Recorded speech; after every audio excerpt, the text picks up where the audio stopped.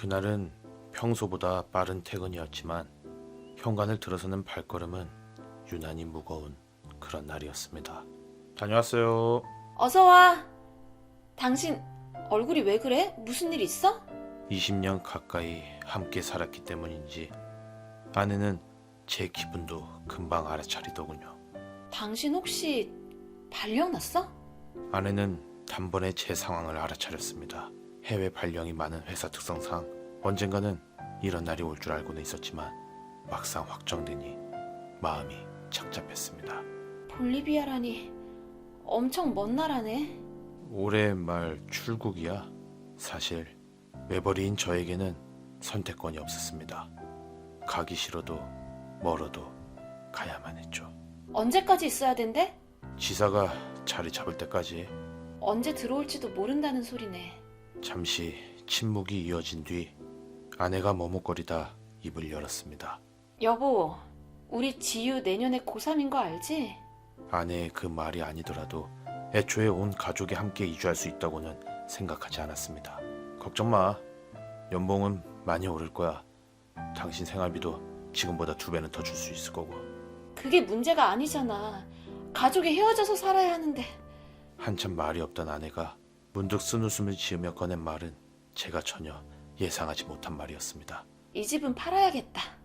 갑자기 집은 왜? 당신도 없는데 이런 큰 집 있어서 뭐해? 지유는 대학 가면 어차피 자취할 거고 나는 지유 대학만 가면 볼리비아로 갈게. 정말? 왜 그렇게 놀라?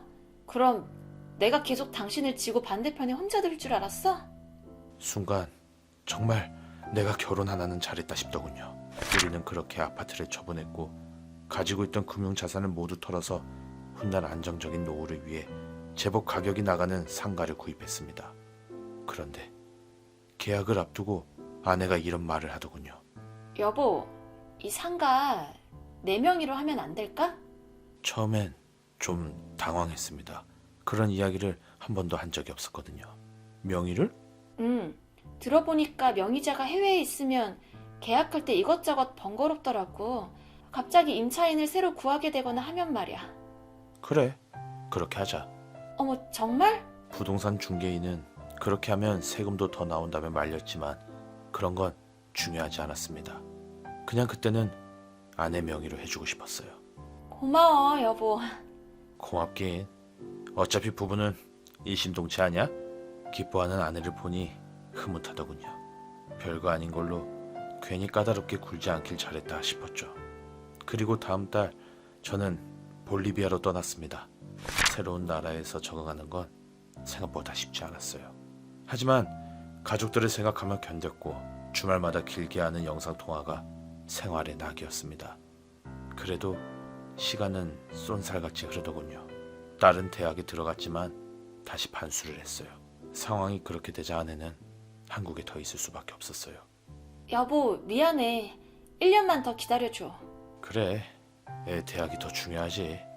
당신이 뭐가 미안해. 난 신경 쓰지 마. 여보, 어쩌지? 지유가 임용고시를 준비한다네. 내가 뒷바라지를 해줘야 할 것 같은데. 그래, 그래야지. 당신이 많이 힘들겠네. 그렇게 딸의 뒷바라지가 길어지는 동안 제 얼굴에는 점점 세월의 흐름이 느껴지고 있었습니다. 볼리비아로 오겠다던 아내는 딸이 반수를 해서 딸이 일을 시작해서 그렇게 딸을 돌봐야 한다는 이유로 결국 오지 못했습니다.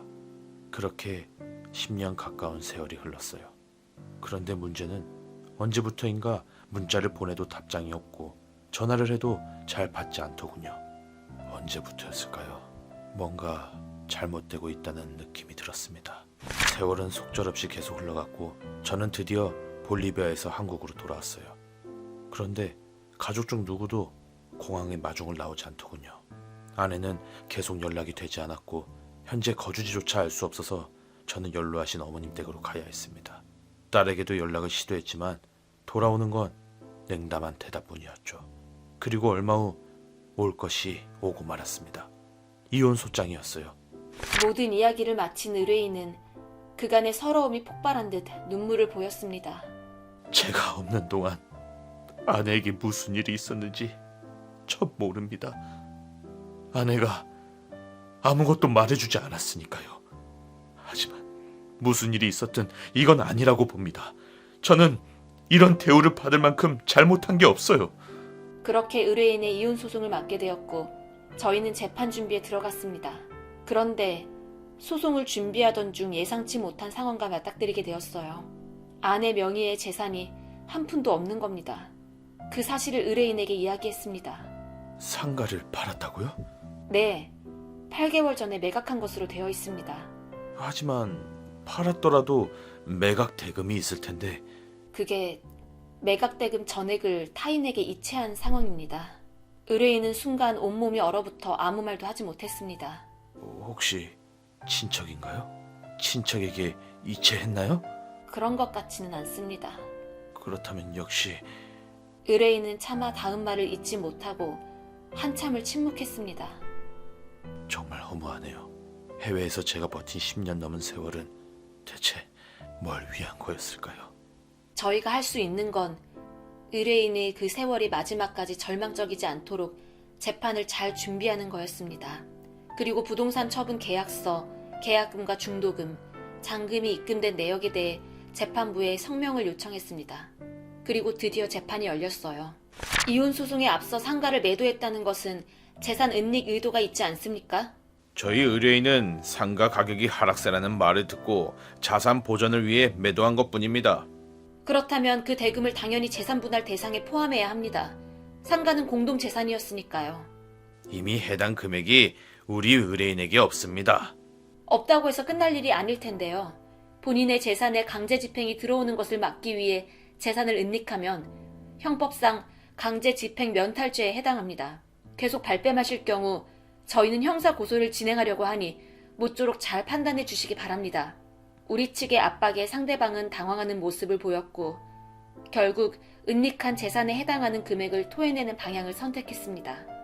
그렇게 재판은 승소로 끝났지만 의뢰인의 아내는 재판장에 나오지 않았고 의뢰인은 아내를 만나지 못했습니다. 의뢰인은 자신이 해외에서 일을 하는 동안 아내에게 딸에게 어떤 일이 있었는지 영영 알 수 없게 된 거죠. 저는 의뢰인이 입은 깊은 상처가 조금이라도 옅어지기를 바라는 마음으로 그의 뒷모습을 오랫동안 배웅했습니다.